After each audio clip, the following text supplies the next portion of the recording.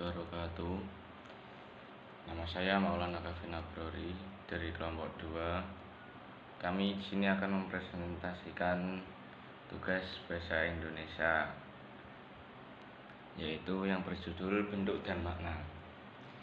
Dan di sini saya tidak sendirian. Saya didampingi oleh Andin Safitri, teman saya. Oke, kita lanjut langsung ke pembahasan ya. Bentuk dan makna itu ada 6. Nomor 1 fonem. Di fonem ini ada kata seret dan seret. Terus nomor 2 morfem. Morfem ada kata makan dan makanan. Kalau kata lari, baik, segera. Nomor 4 frasa, sangat malu, dan lembar jawaban. Nomor 5 klausa, ayah bekerja, ibu pergi ke pasar. Nomor 6 makna dan perubahannya.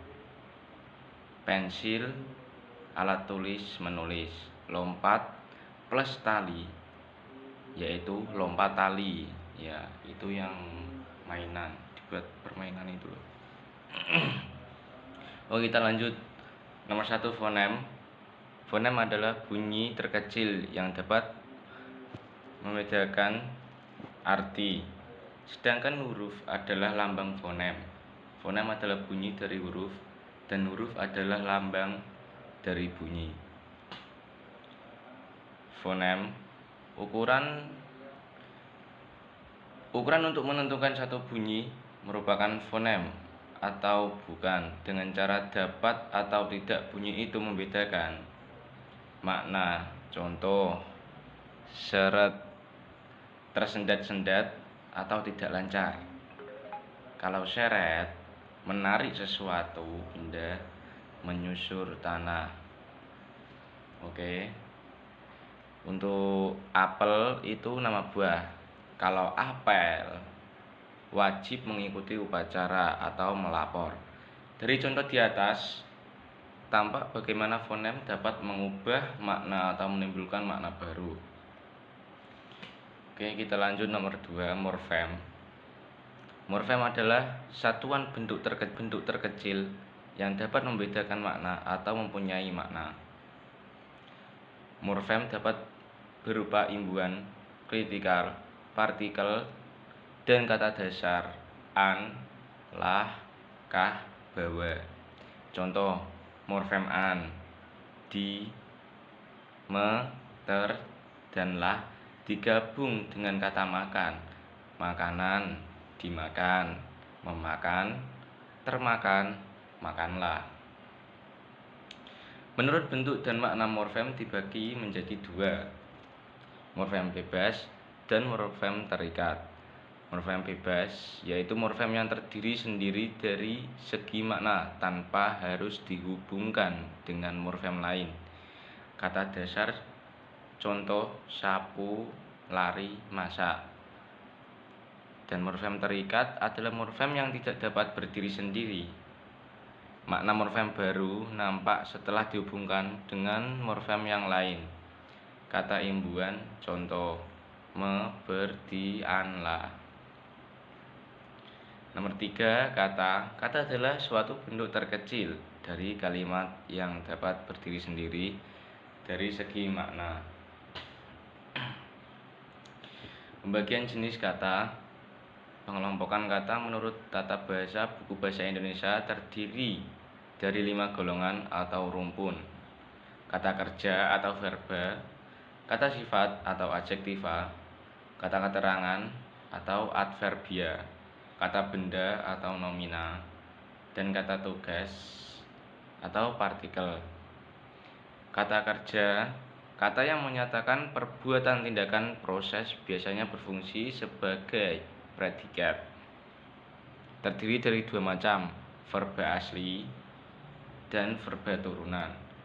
Kalau verba asli yaitu kata dasar makan, minum, kerja.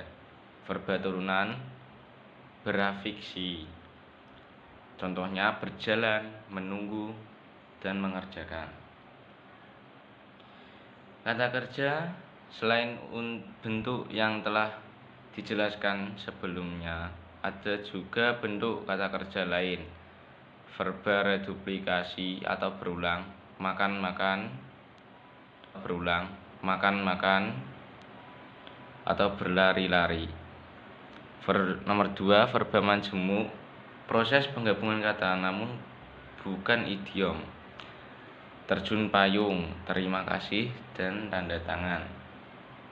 Kalau verba berpreposisi, kata kerja intransitif yang selalu diikuti oleh preposisi tertentu.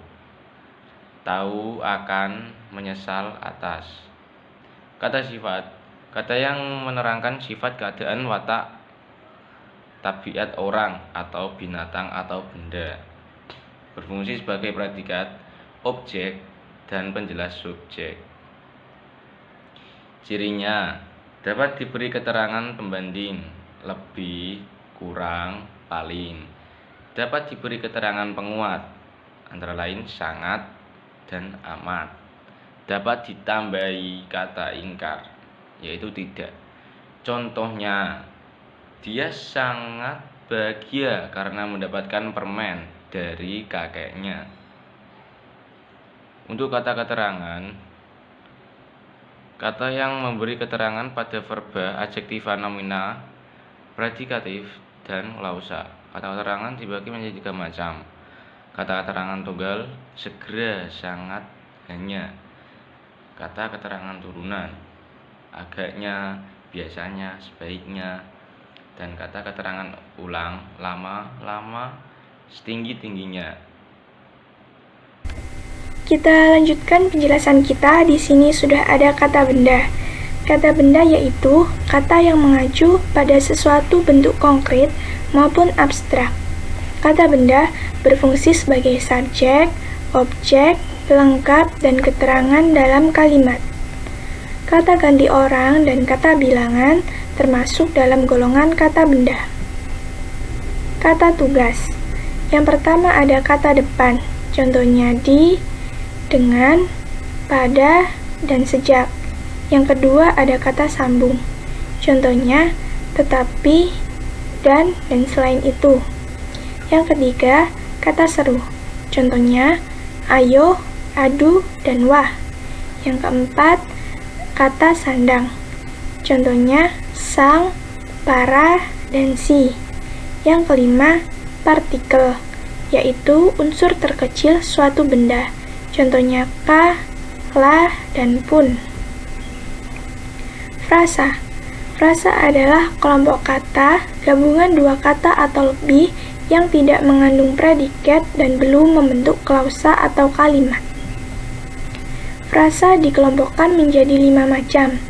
Yang pertama frasa verbal, sama dengan arti kata kerja, contohnya sedang berpikir. Yang kedua frasa adjektiva, sama dengan arti kata sifat, contohnya sangat malu. Yang ketiga, frasa adverbial, sama dengan arti kata keterangan, contohnya sebelum subuh. Yang keempat, frasa nominal, sama dengan arti kata benda, contohnya emas batangan. Yang kelima, frasa preposisional, sama dengan arti kata tugas, contohnya sampai dengan. Klausa. Klausa adalah gabungan kata yang sekurang-kurang terdiri dari subjek dan predikat. Ciri-ciri klausa. 1. Terdiri dari 2 kata atau lebih. 2. Mengandung subjek dan predikat. 3. Memiliki fungsi gramatikal dalam kalimat. Dan keempat, tidak memiliki intonasi akhir dan tanda baca. Berdasarkan strukturnya, klausa dibagi menjadi 2. Yang pertama, klausa bebas, yaitu klausa yang memiliki unsur yang lengkap, memiliki subjek dan predikat, berpotensi juga menjadi kalimat. Contoh, ayah bekerja, mobil melaju, dan balon melayang. Yang kedua ada klausa terikat, yaitu klausa yang tidak memiliki susunan yang lengkap dan tidak berpotensi menjadi kalimat. Contohnya, ayah pulang tadi siang, ibu pergi ke pasar. 6. Makna dan perubahannya. Makna adalah hubungan antara bentuk bahasa dengan objek atau suatu yang diajunya. Makna leksikal. Istilah leksikal sendiri diambil dari kata leksikol, yang berarti kamus. Dengan kata lain, makna leksikal ialah makna yang tertera dalam kamus. Contoh layar, yang berarti kain tebal yang dibentangkan yang digunakan untuk menadah angin agar perahu dapat bergerak maju. Makna gramatikal adalah makna yang timbul akibat melekatnya bentuk kata yang satu dengan bentuk yang lain. Contoh mobil dan balap. Mobil yang digunakan untuk olahraga balap. Berkaitan dengan makna, ada beberapa istilah yang perlu diketahui. Yang pertama ada sinonim, padanan kata. 2. Antonim, lawan kata. 3. Homonim, bentuk dan ucapan sama namun makna berbeda. Yang keempat, homofon, ucapan sama namun makna dan bentuk berbeda. Yang kelima, homograf, bentuk sama namun ucapan dan makna berbeda. Perubahan makna. Perubahan makna yang pertama ada meluas, yaitu cakupan makna sekarang lebih luas dari makna yang lama. Yang kedua ada menyempit, yaitu cakupan makna dahulu lebih luas dari makna sekarang. Yang ketiga ada amelioratif, yaitu perubahan makna menjadi makna baru yang lebih baik nilainya dari makna lama. Yang keempat, peyoratif, yaitu perubahan makna menjadi makna baru yang lebih rendah nilainya dari makna lama. Yang kelima ada sinestesia, yaitu perubahan makna yang terjadi karena pertukaran tanggapan dua indera yang berbeda. Yang keenam ada asosiasi, perubahan makna yang terjadi karena persamaan sifat. Terima kasih. Cukup sekian dari kami, semoga dapat bermanfaat untuk teman-temanku sekalian. Saya akhiri, wassalamualaikum warahmatullahi wabarakatuh.